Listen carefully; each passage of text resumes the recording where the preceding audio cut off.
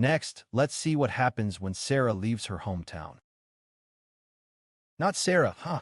When Rebekah left her hometown. Her brothers. What kind of blessing did her parents give her? At that time, they sent Rebekah and her mistress, along with Abraham's servant, and all the servants who followed them went. It seems that when her sister Rebekah left, he also left with his wet nurse.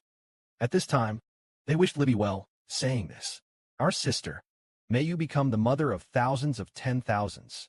May your descendants possess the gates of their enemies." Will this blessing be fulfilled? Here it says, "May you become the mother of thousands of 10,000s." Indeed, this blessing was fulfilled. This blessing was indeed fulfilled.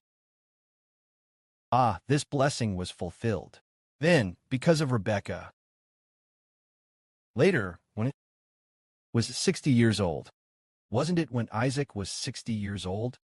Rebekah bore twins to Isaac, Jacob and Esau. Later, Jacob became the one chosen by God. Jacob had 12 sons. Later, they multiplied into countless descendants. Indeed, Rebekah became like a mother of thousands of 10,000s, just like Sarah, who also became a mother of thousands of 10,000s. Then it says again, "May your descendants possess. May your descendants possess the gates of their enemies." Now, Rebekah's descendants were the Israelites. They indeed captured Canaan, Canaan's land, and thus truly seized the gates of its enemies. This promise was indeed fulfilled. And so, Rebekah went with the servant.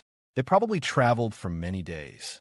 We have finally arrived at the place where Abraham and Isaac lived. They have arrived in the land of Canaan. At that time, Isaac was at Beersheba. As evening approached, Isaac went out to meditate in the field and saw some camels coming. He lifted his eyes and looked. Rebekah looked up. Therefore Isaac hurriedly dismounted from the camel and asked the servant, "Who is this man walking toward us from the field?" The servant replied, "He is my master." Rebekah took a veil and covered herself. Rebekah covered her face with a veil. The servant told Isaac everything he had done. Isaac brought Rebekah into his mother Sarah's tent, took Rebekah as his wife.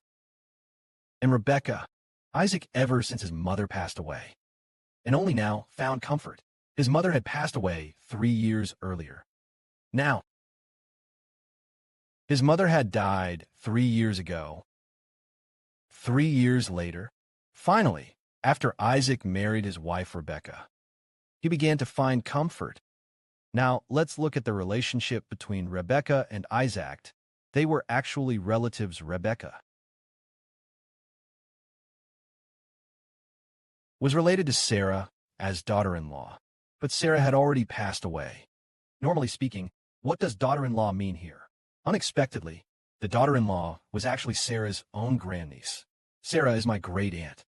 Rebekah, yes, is the granddaughter. So the great-aunt and granddaughter became mother-in-law and daughter-in-law. It's like what we'd call today marrying within the family or double kinship. Then we understand that Isaac gave birth to Jacob and Esau. Later, Jacob went to Rebekah's hometown, to Laban. Laban was Rebekah's brother. He went to meet Laban's 2 daughters. That is, his 2 daughters. 2 daughters. These 2 daughters are named Racheliah. Then what is the relationship between Rachel and Rebekah? It's because of Auntie's connection. Rebekah also called Rebekah the aunt. Rebekah the aunt. Do you know her brothers and elders?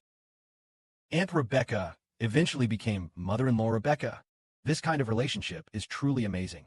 This is exactly what God arranged. Sarah, Rebekah, and Rachel. They were originally related. They were family.